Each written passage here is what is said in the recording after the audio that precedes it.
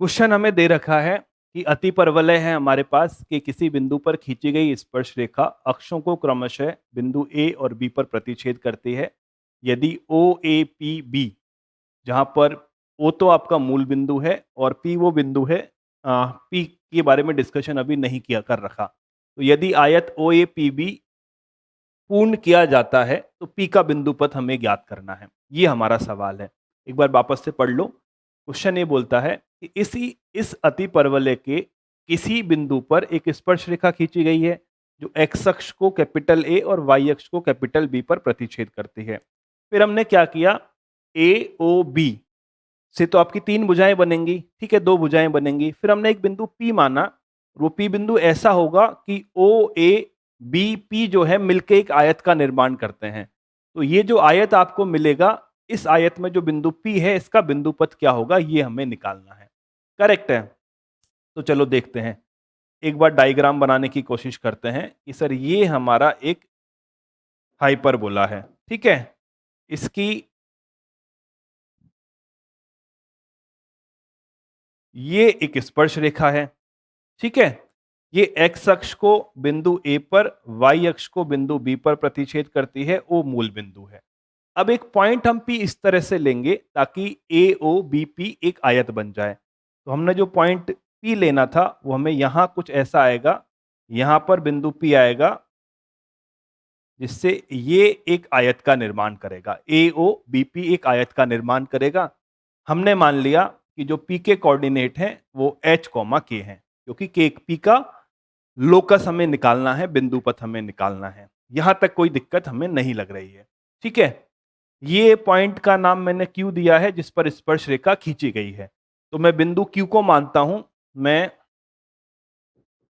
बिंदु क्यू को मैंने मान लिया है ए सेक थीटा और बी टेन थीटा, जो कि हमारा अति परवलय का प्राचलिक रूप है। इस क्या बोलते हैं बिंदु पर अगर मैं स्पर्श रेखा का समीकरण निकालूं तो मुझे क्या मिलेगा, एक्स एक्स वन यानी A sec theta X upon A square minus B tan theta Y upon B square बराबर वन। तो जो स्पर्श रेखा मुझे मिलेगी, स्पर्श रेखा क्या मिलेगी, x sec of theta upon a minus y tan of theta upon b बराबर वन। यहां तक कोई दिक्कत हमें नहीं है। अब मुझे बिंदु ए और बी के कोऑर्डिनेट निकालने हैं। तो बिंदु ए कहां है, एक्स अक्ष पर है। अगर बिंदु ए एक्स अक्ष पर है तो वाई कोऑर्डिनेट बराबर होगा, मैंने वाई को जीरो के बराबर कर दिया। तो यहां से मिलेगा एक्स सेक थीटा माइनस ए बराबर वन। ए के कोऑर्डिनेट के लिए क्या करो, वाई का मान जीरो पुट कर दो, तो हमें मिलेगा एक्स सेक थीटा बराबर ए, यानी यहां से x का मान मिलेगा a कॉस ऑफ थीटा। तो बिंदु a के कोऑर्डिनेट हमें मिलेंगे a cos of theta comma zero के बराबर, ठीक। बिंदु b के कोऑर्डिनेट निकालो। बिंदु b के कोऑर्डिनेट का मतलब है y का मान जीरो, तो अगर मैं इसे जीरो कर दूंगा तो मुझे मिलेगा y